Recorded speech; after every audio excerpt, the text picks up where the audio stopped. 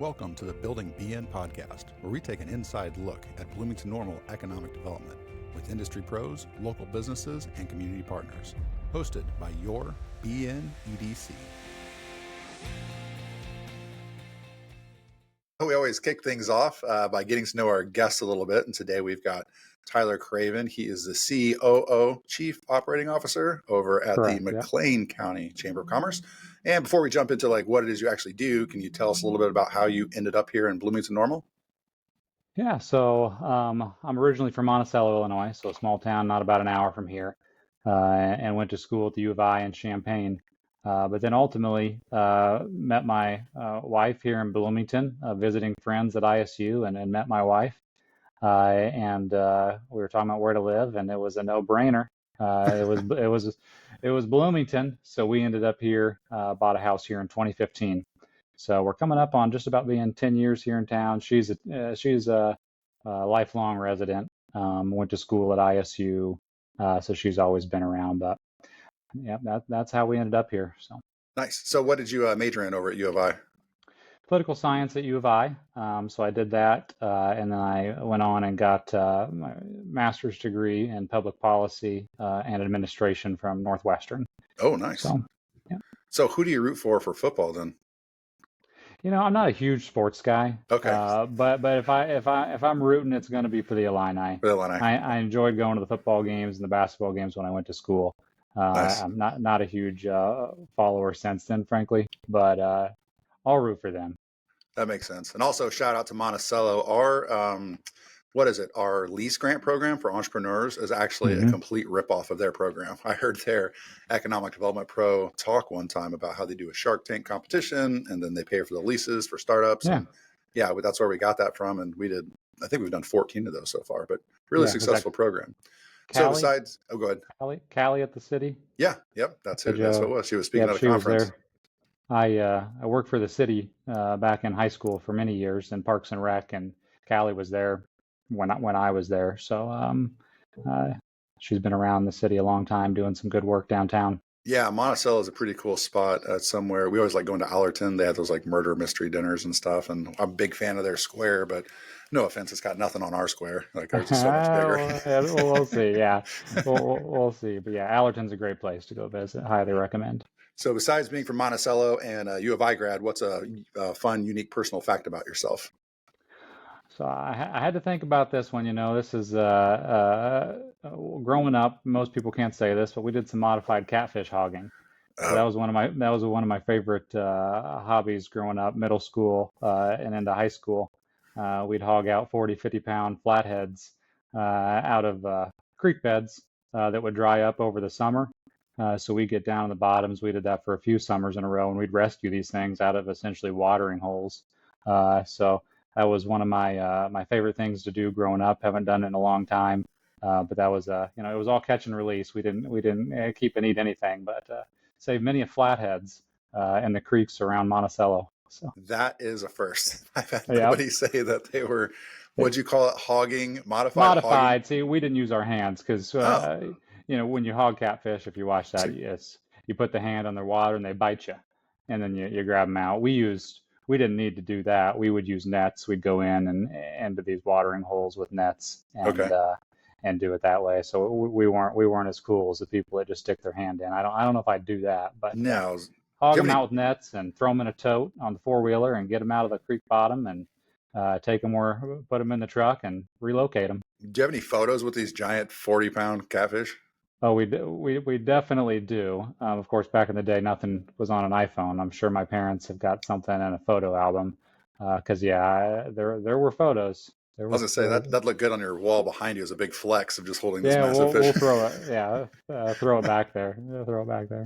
All right. So before, we'll just jump right into the role at the company. So, what is a day in the life of a COO at the Chamber of Commerce look like? It's a jack of all trades. Is a smaller organization. Operations is doing a lot of things. So the main areas, if I could bucket them, I manage the staff, manage our budget, manage our operations, and also our government affairs. So really get to wear several hats. You're doing finance, you're doing HR, you're doing it all, much as you can understand as well when you're that small.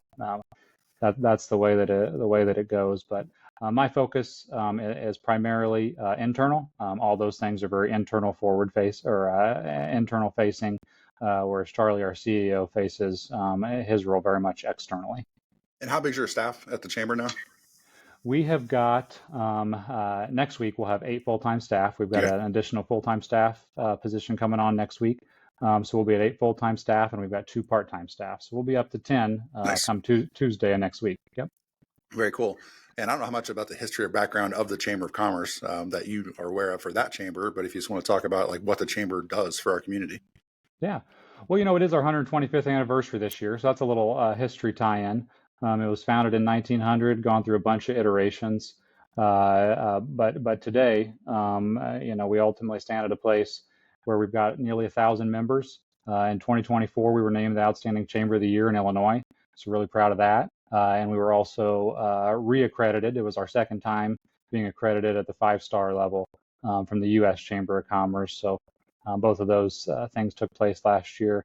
What we do for our members, there's a lot. And I'll bucket it for you kind of the best that I can. Advocacy, and we're going to talk a little bit about that, but just being the voice of business when it comes to advocacy matters, that's a big one. We've got several cost savings programs. So trying to help our members, we have an energy co-op and a healthcare insurance co-op and some other programs like that. So providing cost savings. There's obviously the networking. A lot of people think events and networking when they think chamber, and absolutely, we do a ton of that. So tons of networking and helping businesses do business locally. So obviously that's a big focus.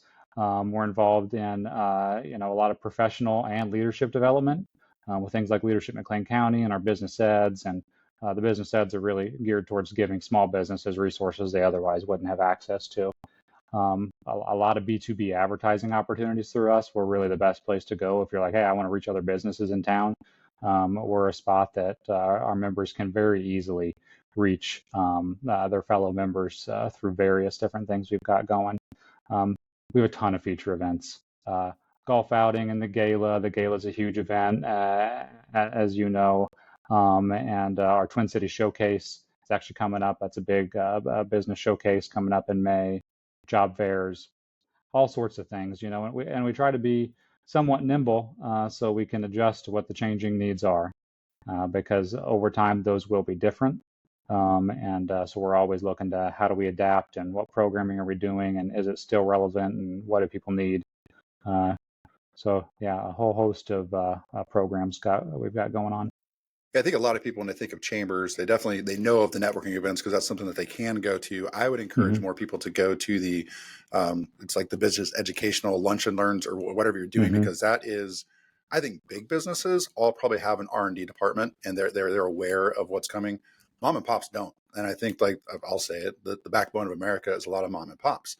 But you guys offering these educational opportunities to learn about either it's new technology or techniques or whatever's out there. I think that's something that expanding upon that would be awesome. Then also for us, something that we don't touch is the advocacy side, which is what I wanted to have you on today because it's perfect timing. We'll get this out before the election, but with the election coming up next week, good timing again. But also, and there's actually, you guys have a couple subsidies, I think, because we've got one with our CDC, so the Community Development Corporation. You guys have one under you, but it's so I'm going to try to do as many acronyms as possible. Political Action Committee, your PAC, which is what I want to talk about today, because there's another one is the CEO Council. So that's another thing that's underneath you, but you gave a great presentation about what the PAC did. And that's why I thought this would be timely to talk about, how the PAC works and what their goal is. But if you want to, what are the other ones that you guys have? Is it just those two? Yeah, no, so we've got a few, and one is Compact, which is our it's our workforce entity. And that's also a lot of what, obviously didn't go into the full list of everything we do here, but CEO Council. So CEO Council and Compact, and also our advocacy, big picture, quality of life, quality of place, workforce, like those are the big picture items that we're focusing on the most right now. So we've got ECHI, which is our healthcare cooperative that I actually kind of briefly mentioned earlier. That's a subsidiary of the chamber. So that's actually a separate entity, subsidiary. Our PAC that we've mentioned, and then Compact. So those are which is a 501c3 entity. So we've Nice. got those three different subsidiaries underneath the chamber. So yeah, today topic of the day with the election coming up would be the PAC, Political Action Committee. So if you can talk a little bit about what it takes to get involved with that, especially for the next round coming up, if anybody's interested, and then how you, I guess, get to and who you endorse and what all that involves. Yeah, so our advocacy mission, there's two parts. There's the part where we focus on policy, and then there's which is all done through the chamber proper, working on advocacy and policy. And then there's the piece that focuses on elections. And so that's where the need for a separate subsidiary comes in, which is our Political Action Committee as a PAC. And most people just hear about PACs in the news and kind of understand generally what that means.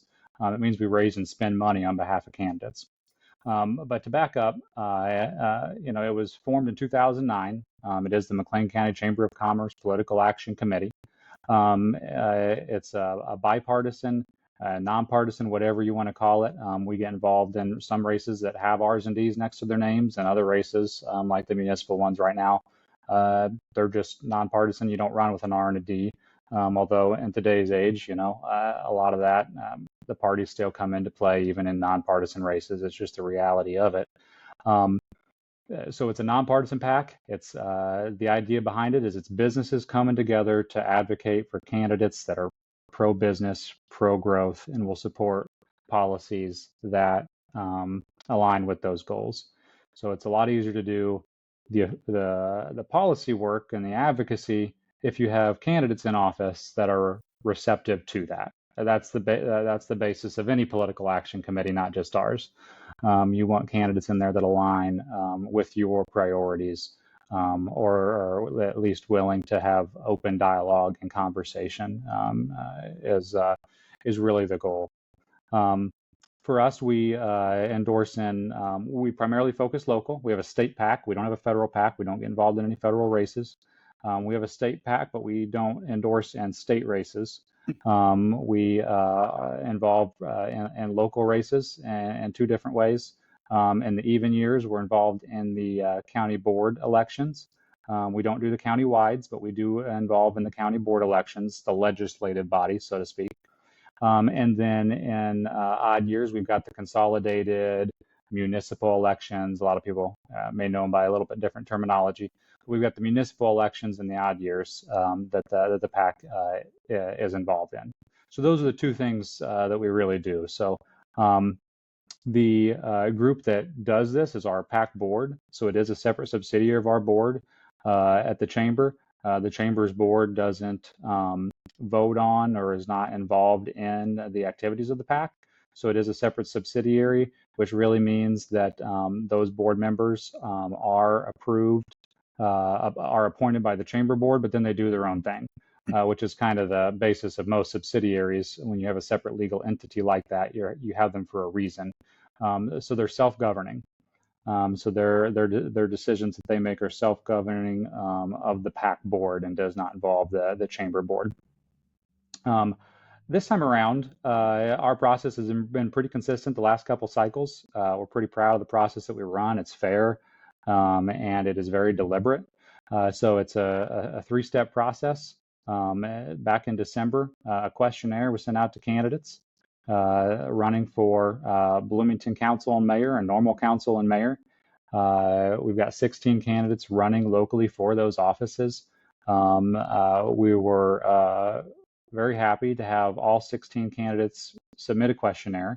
So we had 100% participation in our process.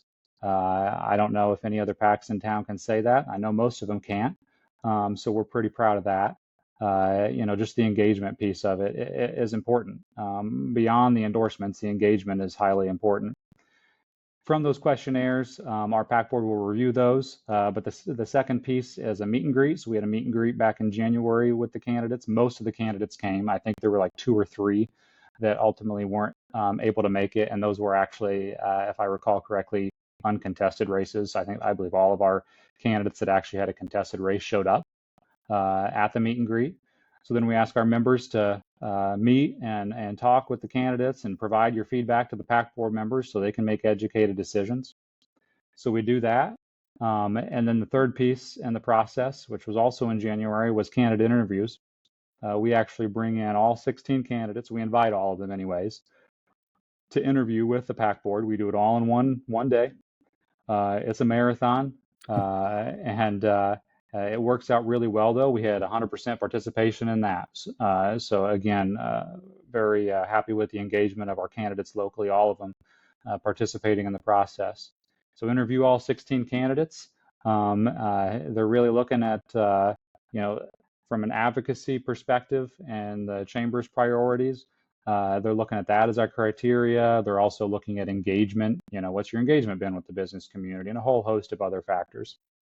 And then they come to they vote and they make an endorsement.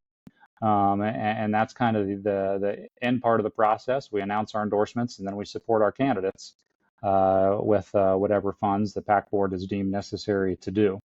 In this most recent cycle, in Bloomington, for mayor, the PAC board endorsed Dan Brady, and in the council races in Ward 1, the PAC board endorsed Jenna Kearns, and in Ward 9, the board endorsed Roger Bedecker. So those were the contested races, and they made those endorsements in Bloomington. There were 3 other wards that were up this time around that were unopposed. The PAC board, after interviewing them, did decide to endorse those candidates as well. And that's Ward 3, Sheila Montney, Ward 5, Mike Straza, and Ward 7, Molly Ward. So not a lot of campaign activity, obviously, in those races. You're probably not going to see any signs up. I haven't any for them, which is kind of the bare minimum. They're probably unlikely to get any mail from them or anything like that in those uncontested races. But that's what they did in Bloomington. And then in Normal, they endorsed Kathleen Lorenz for mayor.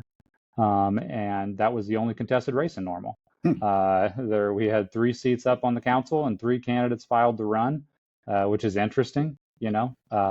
That's not been the case in Normal. For many, many cycles, there's been a lot of candidates actually participating in the process. This time around, for whatever reason, that didn't happen.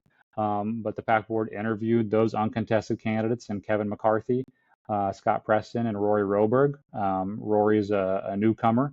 The other 2 are current incumbents on the council. And that's ultimately where the PAC board fell. And we'll find out in a week what happens. Yeah. Yeah, it's amazing how quick that's coming up.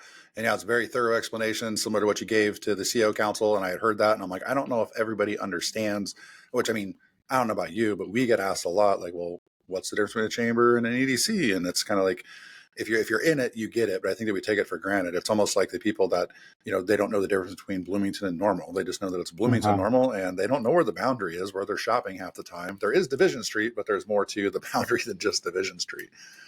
So right. It's important to know that advocacy is taking place, because and it's also important to know that it is a separate entity. It's part of the same entity, because like our CDC, it has its own board. It elects its own people or appoints its own people, but the EDC, like in the strategy, would say, here's what we need to work on, and the CDC does that. So it's just like you guys, it's like overall as a chamber, here's what we're advocating for, and then a separate board is put in place to go do. Right. Yeah. And that's where the advocacy agenda comes into play, because when they're looking at what candidates, what to look for in candidates, it's based on the chamber's advocacy agenda. Like that's the lens that they view it through. But then they're left to make those decisions as an independent board. So we'll see what happens. I do want to note, it's interesting the way elections are changing. So we kind of moved our process up this year. From what we've done in the past, and did a little bit earlier, and that's because of early voting and vote by mail. And I don't think people are really understanding just how much of a shift has occurred since COVID, from the ballot perspective and when the election actually starts. And it's most likely that half the ballots that are going to be cast have actually already been cast in the election, and that's something I think people just don't realize. And it's largely due to vote by mail. Early voting hasn't increased a ton, but vote by mail is really coming in heavy. And I pulled just a few things that I thought might be interesting. So far, and this is just Bloomington, because Normal, McLean County, it's tougher to split out Normal. So I just split out Bloomington for you real quick. but there's been about 4,100 vote by mail ballots received already and 1,500 early voters. So that's about 5,600 votes, and that would be essentially half of what was cast in the last mayoral election already. And we still have a week to go. The turnout last time was in 2023, and the last consolidated was 23%. In Bloomington, the last mayoral was 22%. And these numbers that I'm seeing right now, we're probably on track to have in that 12 or that 22 to 23% turnout again. And you don't know what's going to happen in the next week or what turnout will be on election day, but it seems to be running pretty parallel to what we might expect. 60% of ballots were early or vote by mail in the last general election in 2024, this most recent presidential. So a total paradigm shift in how votes are cast post-COVID. So it's really interesting to see and to watch, and it's all about the early voting and the vote by mail now. So is that so? When it comes in, does it show? I mean, I guess you could go check it. Like, does it say like, okay, 2 months ago we got this many, then like 3 weeks ago we got this many? Does it show like how early people are actually voting, or is it just like in the end you know the difference? You know the difference, but both the election authorities that we have locally post a daily update. Oh, So okay. anybody can go on their website and check that out. We follow it. We put it in our weekly government guide newsletter, just Sure. so people can kind of see what turnouts and keep people's we want to keep people's attention on the election. Right? We want our members to be engaged and go vote, and so we put that in there. But yeah, so you can follow it. You can follow it daily and kind of see, and obviously those totals come in at the end. Yeah, I'd be really curious to see just the distribution of that, like how many, like right off the bat have, because I noticed some people here, you didn't even really see signs so that long ago, or even, with the different events with GLT and some of the other forums that they've had, that's just been recent. So a lot of the earlier voters could have missed all of that. Yeah. Yep. I mean, I don't know exactly because I don't have, but probably a third of the votes had probably already been cast by the time of that particular debate you're talking about. Yeah. So yeah, it's all happening a lot sooner. But interestingly, people aren't necessarily paying attention sooner. It is the vote by mail ballot. It comes to your house and you're like, oh, I'm going to fill this out and turn it in. It doesn't mean you've necessarily plugged in or paid attention. Sure. It makes it easy. And so people are very easily able to go ahead and just fill it out and mail it back in. Early voting's gone up a little bit since COVID, but nothing like vote by mail and what we're seeing there. Is there, so whenever you're talking about the turnouts of that, 20-some%, is that track amongst other places in Illinois?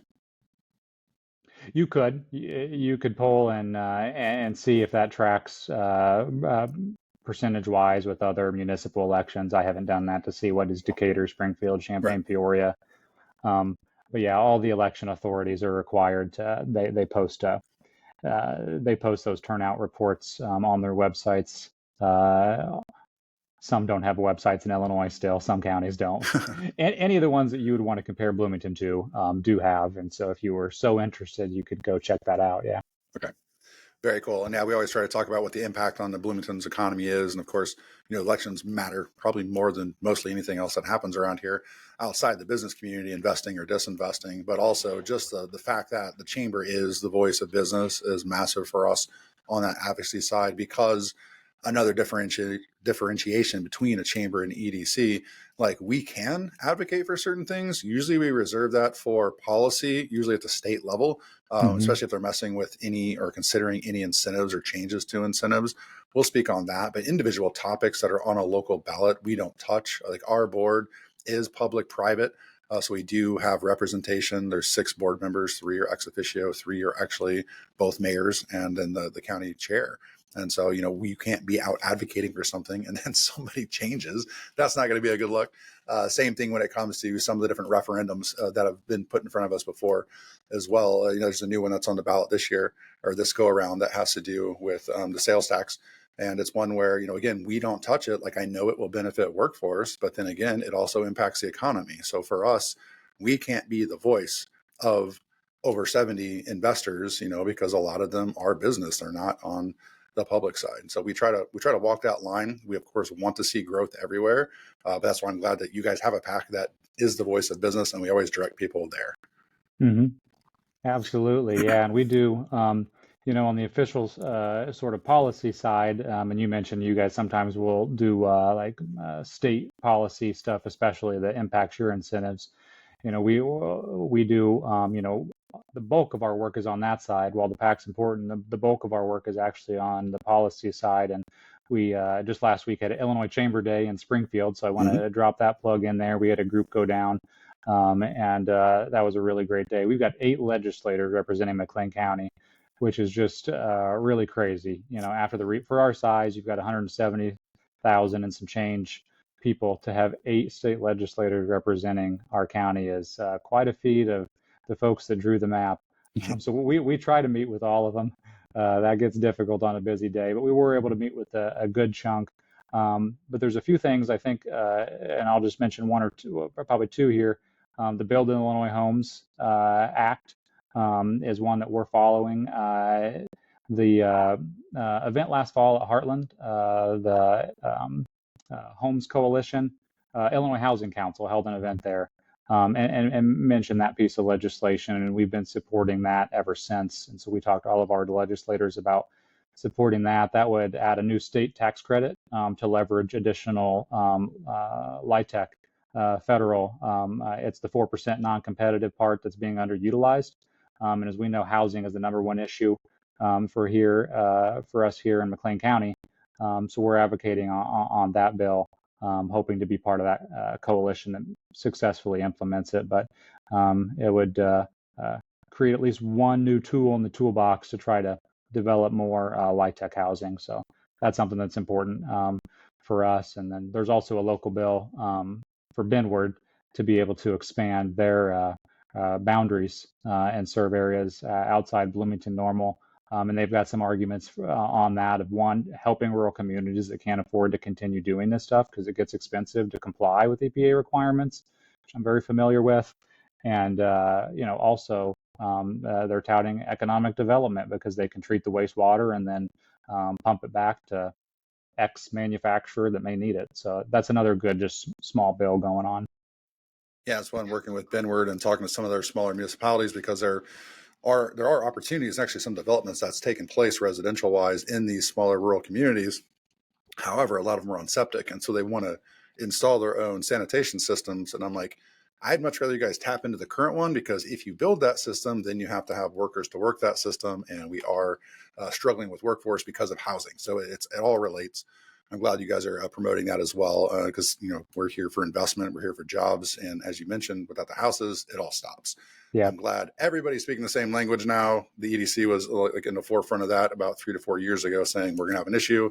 Fast forward, we've got an issue. Our surrounding communities are all, reaping the rewards of all of our investment by taking all those paychecks back to them, like East Peoria, Champaign, Peoria themselves. We're watching it on the cell phone data, and I know that your members specifically, seeing those dollars leave and those paychecks leaves are probably benefiting other chambers. So if we can figure out housing, we'll capture some of that economic impact we like to brag about. Here.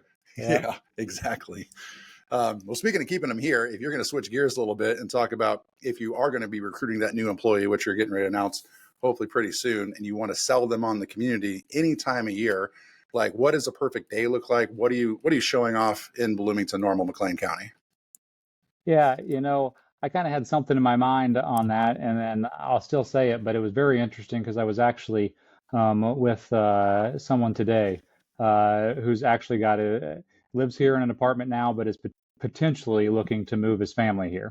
He relocated for a job here about 6 months ago, so this is exactly the sort of thing that we're talking about. Perfect. And so I actually asked him, what's he looking at? He's got the kids in town right now. And for them, it's about family.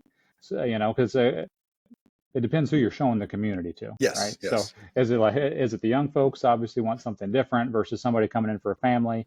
Their top priority was schools. And so I was talking to them a little bit about our schools locally, and they're very interested to learn more about that and get settled in. And then also his impression, they took him to Uptown Normal last night, and that was going to be what I was going to say. That's a great place to go and show off the community. It's got the youthful vibe to it.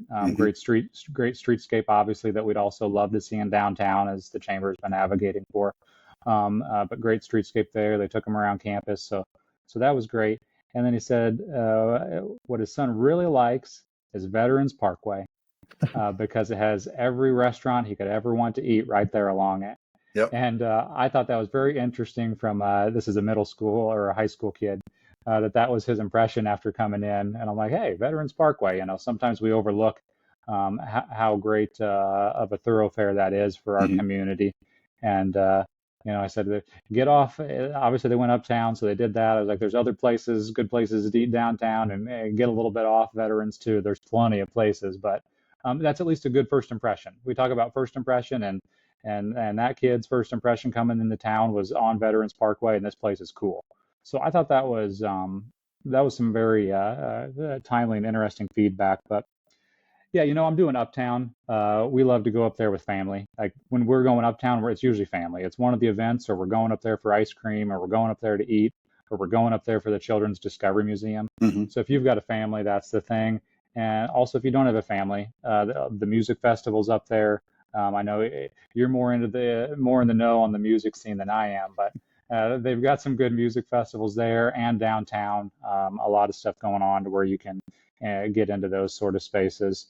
I think something that people probably don't often say is just drive them around some, where do they want to live, and then take them the best place, for what this family in particular was looking for. I was talking to them about some of the neighborhoods. I drive them around some of the nice neighborhoods and say, here, we've got nice neighborhoods in town. This is somewhere you could be. Driving by some of the good schools, and show them what those look like. Build that comfort zone. We have a whole host of places I'd take them to eat. I wrote Egg Republic and Little Beaver and Ancho. I mean, that would be kind of like my just set. Like if I just had to pick, and if I could fit in a fourth one, I'd do Epiphany Farms. We love to do Epiphany Farms. My wife and I actually had our wedding reception there many years ago. So that's one that I have to recommend. But we've got a lot of just great things for kids. Raiders. If you're going to convince somebody with young kids, I mean, that Raiders is a great asset to have here and growing every year.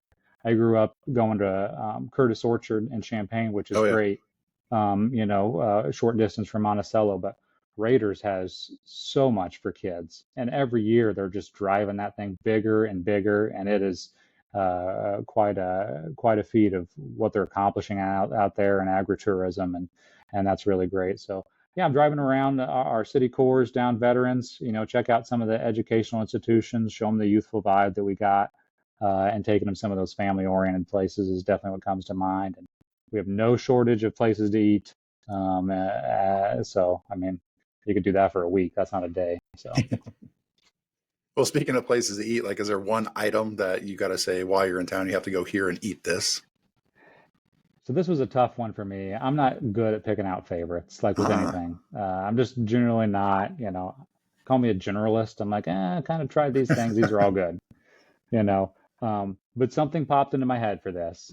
And so I've really been on the food at Little Beaver is phenomenal. It's just my type of food. And so there's one sandwich in particular, the beer braised Cubano panini. Oh, yeah. All right. I don't get it with the pickle because I don't like pickles. So without pickle is my asterisk. But if you like that, then go for it, I guess. But that is, that's a great sandwich there. And enjoy it with one of their beverages makes it even better.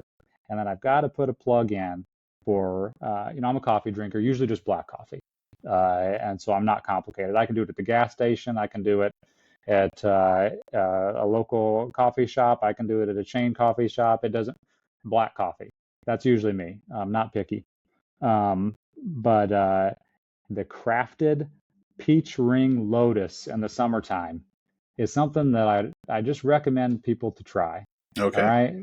So the crafted peach ring lotus. It's a frozen drink they do in the summer. But I got kind of addicted to those things over the summer, and you just got to try it. So that's a first. I've not heard of that one. Little Beaver, it's hilarious you're saying that. The wife and I were with the girls. This is something that even my college age girls enjoy. We were at Little Beaver last night for music bingo. And so for those that might be listening, like there's a thing that's called Twin City Trivia that it's all over town every night of the week. And my wife won. And the sandwich that I got last night, Congratulations. it was for Lent. They actually have a whole Lent menu at Little Beaver as well. And they just had a tuna melt, and I love tuna melts, and it was phenomenal. So yeah, I'd recommend checking that out. And then another item, you were talking about Uptown, and we brought this up last night, and I've never had it, but my daughter swears by it, the Sweet Corn Festival. So during that, Theo's ice cream. Have you had I think it's corn blueberry ice cream that Theo's does? Sweet corn ice cream? Have not had that one. I can't help you. She goes, yeah, they said it's fun. They're looking forward to that. I'm like, okay, so I got to try that too. So now I got a drink to try over at Crafted, which another good place for live music. They got the volleyball going, and also a good place for live music over the summer, which thank goodness it's warming up. I'm getting over this nonsense. But yeah, a couple new items to try. So that's good to check out. Yeah. And of course, our last question we ask everybody is why economic development matters. I think it's pretty simple. As a community, if you're not growing, you're probably dying. And what economic development is all about growth, growing your existing businesses and bringing new ones in to continue to grow the community. And it's also true that if the economic development folks here aren't competing, someone somewhere else in economic development is competing for those businesses. So we got to be in that fight. I think, yeah, you know that. You got to be in the fight. So otherwise, we won't be able to bring those people in and grow, and we don't want to be stagnant. We want to grow. So that's important, and got to keep competing, got to keep winning. Couldn't agree more. That's why whenever we teach economic development, we explain it, we use the flywheel concept because it can go either direction at different speeds. And times around here, it's slowed down. Like when I got into town, COVID was hitting and things were a little bit nervous about some of the movement of some business in the area to other communities. And it was getting a little slow. And then all of a sudden there was this event in Uptown where RJ's showing off the Rivians, and all of a sudden some momentum started picking up. And I'm literally looking at this thing like, we need to pump the brakes because some of these other prospects we're looking at are really big compared to what we've got. And yeah, it's been a really good place to do this. We here at the EDC appreciate the partnership with the Chamber. We both are in different lanes. There's some overlap in workforce, but it's all complementary. And there's so much work to be done. Like I've always said, like, we don't want to step on each other's toes. I'm like, good luck. There was not enough of us anyway to cover all this. Yeah. So the more coordination, the better. So yeah, proud to be a part of the CEO Council, work with you guys behind the scenes. And yeah, just glad that we've got this momentum going on that flywheel, keep it growing. And ideally we figure out some housing, we figure out some childcare, another thing we're trying to figure out. And then, yeah, hopefully retain, again, some of that economic impact that some other businesses and other communities are grabbing off of us right now. But glad you're showing off the community. Got some great examples. And yeah, thanks for being on. Is there anything else you wanted to cover while I got you? I'm good. If you're good, appreciate you having me on, and ditto on the partnership. So look forward to continuing to work together. Awesome. Thanks a bunch. All right. Thank you.